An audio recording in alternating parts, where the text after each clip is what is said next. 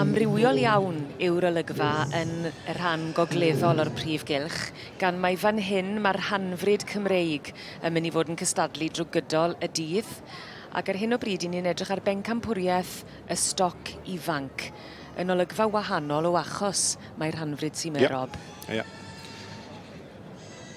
Sanboro just a dream, wy'n credu, sydd ar y pen, ond mae'r het i ffwrdd yn barod. Mae'r het i ffwrdd, mae'r linell yn unrhyw ordar ar hyn o bryd. Andrew wedi penderfynu ddo. Ble ti'n meddwl, Cloi? Wy'n credu mae boni bach tywyll. Ni'n gweld i rhifau, 1-3-1 wedyn ni. Ond ti'n gwybod fel arfer, the kiss of death wedyn ni, bydd hwnna, wrth gweud e. Sori, si bach yn bosib yna, do fe? Do, a ti'n bwrw fi to. Iawn te. Andrew Phillips, le mae'n mynd? Rob Jones. Wy'n wastad amser fan hyn, ynddi fi. Byddai ddim gyda ti blwyddyn nesaf, byddai yn y cylch, iawn. Ie, wir. Wedi dala dylygad, a dyna beth yw penderfyniad da iawn ar rhan y beirniad wedyn ni. Perchynog Karen Hill, Hillocks Moonlight Flint. Wedi cael ei fagu wrth march Willow Croft Regal Bronze dath o Australia i'r wlad. Wedi fod yn dad i'r anifel. Perffaith hyn mewn ffordd. Mae hwn yn rhywbeth wy'n bles iawn. Mae rhai gweud, o'n i'n gofyn beth yn i'n trafod, beth yw'r fel diddordeb yn y cyffyle Rhan-Frid a'r gwad Cymraeg, ond wyt ti'n gallu gweld fan hyn, mae digon o asgwrn tra da gyda fe. Mae bach o gryfder yn naturiol. Oedd mae'n gi o hyd yn gweud, a ceffyl Cymraeg. Does dim o hyd eisiau bwydo fe, rho fe mas o'n ca, a heb bwyd, a dyle fe still fod yn disgwyl bod e llond i chot yn naturiol rhyw ffordd. Felly bod e yn gryf yn naturiol, gryf yn naturiol, ie. Help mewn ffordd. Wel, wy'n siŵr y fydd Karen Hill ar ben i digon. Goes to 1301.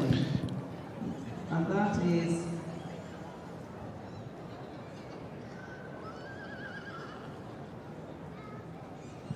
and that's Karen Hill with Hillocks Moonlight Flit. And the unreserved... Moonlight Flit, wrth gwrs, wedi ennill y dosbarth cyffyle 2 blwydd.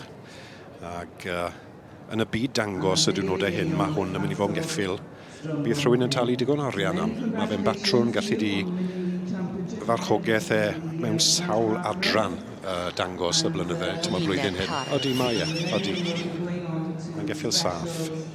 1-1 and special 1-2.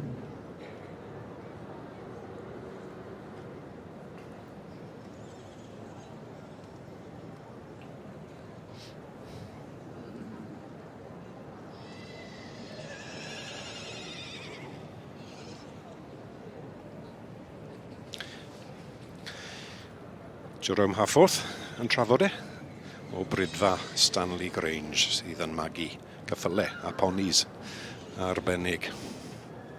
Yn aros am ei gyfle i roi tro bach o gwmpas y cylch. Mae yna lun bach yn rhywle yn cael ei gymeryd. A'r patrwm ar gefen, Phil? Odi, mae fe'n parhau fe rhyw ffordd. Mae fe'n neud e ddisgwyl fwy llawn.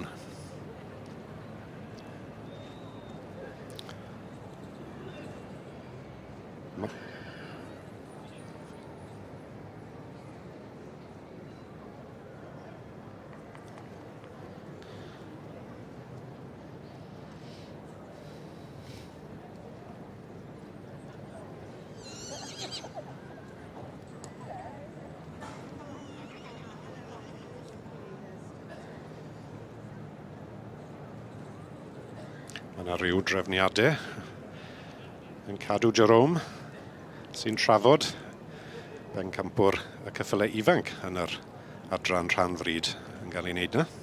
Jerome Hafforth, ie? Ie.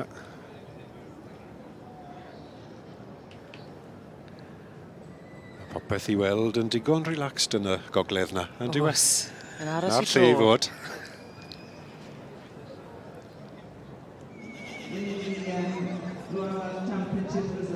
Well, Jerome Harforth, many, many congratulations to you on winning the Youngstock Part-bred Championship here at the Royal Welsh. How are you feeling? Oh, great thrill. It's such an amazing show, unique show, so really, really pleased, yeah. Now, there is quite a story behind the breeding of this horse, isn't there? There is. He's 5 generations of Karen Hill's breeding, but his sire I imported as a 2-year-old from Australia, and as a 3-year-old his sire was champion part-bred here. So it's in the bloodlines, is it? In the bloodlines, yeah. So it's great to bring him back here to repeat his father's success here. Amazing. Well, good luck now for the rest of the championships and the rest of the day, and let's hope the rain stays on. Absolutely. All right, thank you. Llongyfarchiadau mawr. That was Karen